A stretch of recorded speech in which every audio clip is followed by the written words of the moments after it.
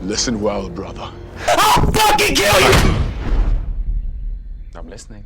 Have you been feeling so upset and frustrated that you want to gang somebody in real life? Maybe you're so mad at the admins that you just start sending death threats and get banned from the game. Well, hopefully this tutorial pushes you in the right direction so you don't feel the need to flag up in real life and purple your neighbors. The most important thing for you to do, and the first thing we're going to go over, is Econ, basically making gold. Gold is tied to your progression, and without effective ways to make gold, your gearing will be either slow or non-existent. I want you to start looking at your labor and think how I can use this to make gold. Now, whatever you choose to actually be your main focus in making gold, fucking stick with it. Every time you level up your proficiency, it reduces how much labor you use, which means more silver per labor, which is exactly how I want you to start looking at your labor and planning it, not just simply burning it. So, as an example, if we choose to do only trade runs at 42 gold a pack, it's 150 labor to make and 110 labor to turn in, so 260 labor per pack. However, when you focus all your labor into your proficiency, at max, it's a 40% labor reduction. So now it becomes 90 labor to make and 66 labor to turn in. So with this example, starting out at day 1, you're looking at 16.15 silver per labor, earning a max of 1.6k gold. However, at day 23 at max proficiency, those same packs are now 26.92 silver per labor, maxing out at 2.7k. You don't have to do any of the gold making methods that I'm about to go over and list off. However, if you don't want to do anything that is listed, you can use the silver per labor ratio to try and find something that best suits you. The first method I recommend is crate farming. At max proficiency, you can get 3 to 4k gold a day pretty easily. One of the reasons why crate farming is so good is because anybody can do it, any class can do it, and it's some of the best silver per labor in game. All you really need is a good farming spec or some kind of alternative spec that you can swap to when you're farming mobs. Now, some classes do it better than others to varying degrees. However, I can't emphasize it enough that, again, anyone can do it. Healer, archer, tank, retard runners, mages, it does not matter. Everyone has something they can swap into, or a skill tree that they can change. If you're a healer, you can easily swap the battle rage and use frenzy, and just frenzy farm. Your gear doesn't really matter, it's more so your weapon. Most tank specs, assuming that you're something along the lines of a Skull Knight, can easily swap into sorcery. You only want to farm during war times because loot drop chances are increased. Press M to open up your map and see what zones are in war. The primary crates that you want to focus on are ancestral crates, which are farmed on Aegis Island and Wellsong. When farming ancestral crates, make sure you have the one thing that your dad never came home with, which is the milk. Oh. Hey there, Forrest. Goo goo gaga. I want milk. The charcoal milk buff you can purchase on the auction house for 70 to 75 gold. You easily make your money back when farming. Just be sure to purchase the one that gives you 50%. When the 2 zones that drop ancestral crates are not in war, 2 other kind of crates that you can prioritize are Jester crates and Prince crates. Prince crates are basically anywhere else in Aurora, and Jester crates can be farmed anywhere on the mainland that I have marked on the map. Just make sure that when you are farming for these crates that it is in a war zone.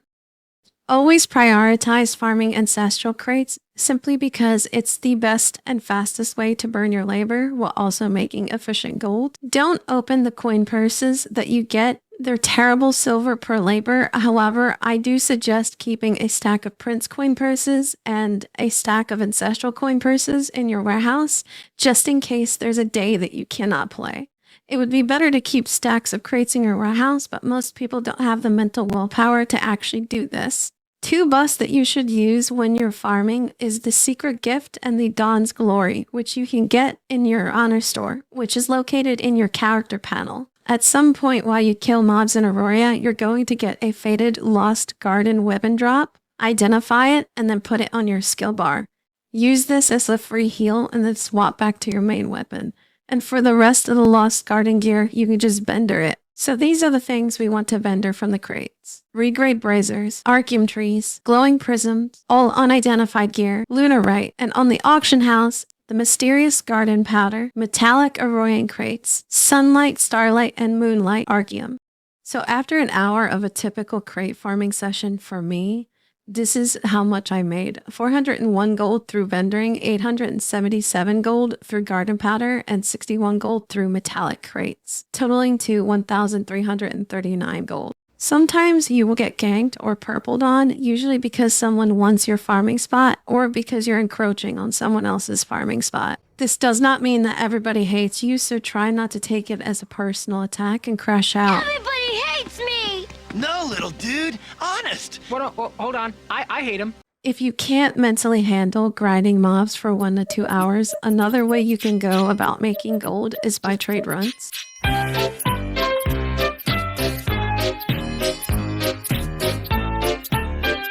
If this is a method that you want to do, I personally recommend going west. As on the east side, you will have to go and rent a car for 100 gold, and it only lasts 6 hours.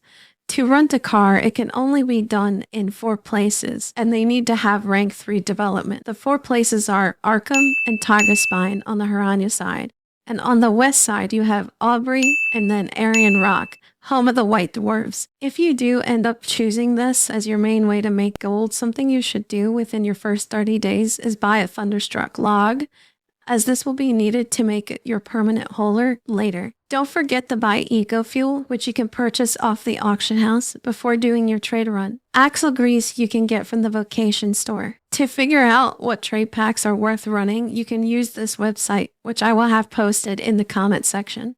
If you want to see if your current pack is worth running, or if some retarded Timmy just decided to drive the percentage down because he likes making negative gold, you can press Shift-O to see what the current percentage values. I personally recommend doing Adamar to Gwenoid or Soulsreed during peace periods.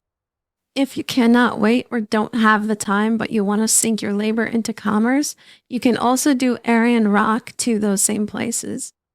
Later, as you get more geared, and friends, if you can afford to buy those, you can start doing runs from the mainland to Diamond Shores, as this is where the biggest commerce gold is at. Third way to make really good gold is fishing, but for your safety, I don't recommend it. Put the phone down! This is for my safety. Put the phone down! This is for my safety. The problem with fishing for new players is the only way to fish and make good gold is out in the ocean, and you open yourself up to getting ganked, which can happen quite often. If you decide to focus on this as your main way to make gold, you will have to get a fishing boat for when your 30-day fishing boat is gone. Again, I can't emphasize this enough as a new player. If you really want to do this as your main way, make sure you have a fishing group or a group of friends you can fish with for protection. Now, there are ways I continue to make gold once I have run out of labor. Depending on your class, around 5 to 6k gear score, you can start soloing some of the greater dungeons. The greater dungeons that are soloable are GHA, Sharpwind Mines, and Burnt Castle Camp. In 2 runs alone, I was able to sell 248 gold worth of mats. In addition to this, you can also go to random places in Araya and farm some of the obsidian mats as well, and sell them on the auction house, which doesn't cost any labor. Mats that tend to sell very well are Tainted Jewels and Marvelent Obsidian. As mentioned in my previous video, you're going to want to join a guild and do your prestige missions, and then use a territory work permit at one of the 4 castle locations. When you have 100 penance, you're going to want to turn it into a Lord coin and then sell it. Please be aware though that people can and will gank you. Additionally, with Prestige, you can also buy Misagon crystals, up to 5 of them a day, and sell them on the auction house. We'll briefly go over honor dailies, which are quick and easy ways to get honor. I want to say as a disclaimer, you don't have to make every event or do every little thing. Remember, this is a sandbox after all. There are a lot of times where I don't even go to CR and GR, and I still have loads of honor on my character. Not to mention, I can just always buy the stuff I need off the auction house. In the bottom right corner, you'll see a book with a plant on it. Click it and then click guides. The easy honor dailies that you can do is CR, which is at 12 in-game, and GR, which is at 24 in-game. If you're not sure where to go or where the quest is, you can click show location and then go from there. The other dailies you can do for honor is Wellsong Defense and Aegis Island, which happens whenever either zone goes into war. Pay attention to what nation is currently Xing up for in chat. They usually like to start their raids 10 to 20 minutes before the event starts. In addition, there's also a quest in each capital city, which will ask you to turn in mats and materials that day for honor. It's up to you if it's worth doing. Lastly, you can also queue up Earth or arenas, asking a nation chat to queue up as well. So now that you have an idea how to make gold, let's go how to actually progress your gear. You're going to want to make sure to do GHA runs several times with someone to get the drops. Also make sure you do the Serpentis dungeon as well. The GHA gear, you can regrade it up into the next tier until you hit Divine and then turn it into an autograph. The Serpentis gear, you can just roll dog it until you get it Divine. For a weapon, I recommend going for Epic. To see which gear sets you want, you can go to the encyclopedia, which is located in your inventory, and see Miss Song for the autograph pieces and Serpentis for the Serpentis pieces. When you have your GHA gear at Divine, you can go to Mist Marrow and then go to the bench to craft your Aria's autograph, assuming that you also have the additional mats and materials required. Please keep in mind as soon as you go to craft your Aria's autograph that you do not have a lower tier of gear or grade in your inventory, as it will take the lower tier before it takes the higher one. So if you have a unique belt and a divine belt, it will take the unique belt first. So discard that unique. Once crafted, you select the piece of gear that you want and you go from there. When it comes to progressing your weapon, there are several options. You could go for any of the Serpentis weapon, or you could also go for a Miss Song weapon. You're going to want to get the weapon to Epic, which can take some time and some RNG.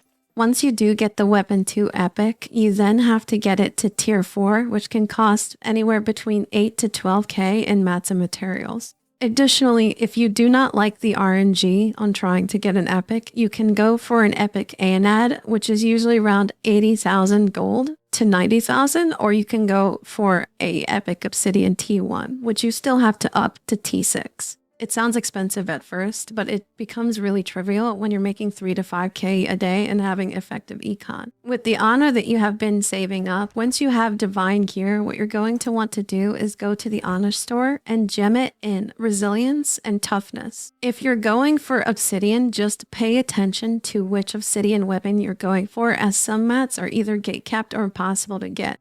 Mainly any mat that involves a Kraken ink sac. Once you're between the 5 to 6k gear score mark, the next step is to just save gold and decide where you want your gear to go from there. If you want a full set of Epic ANAD gear, or if you would rather full set of Epic Obsidian gear, or if you'd want to mix and match. My next video, I'll go over costume stats, underwear stats, and cloak, and how to upgrade them, and where to find them. My name's Lexi Cat, thanks for watching. My name is Harry Dresden, motherfucker. Open the door. This is my neighborhood. Open the fucking door.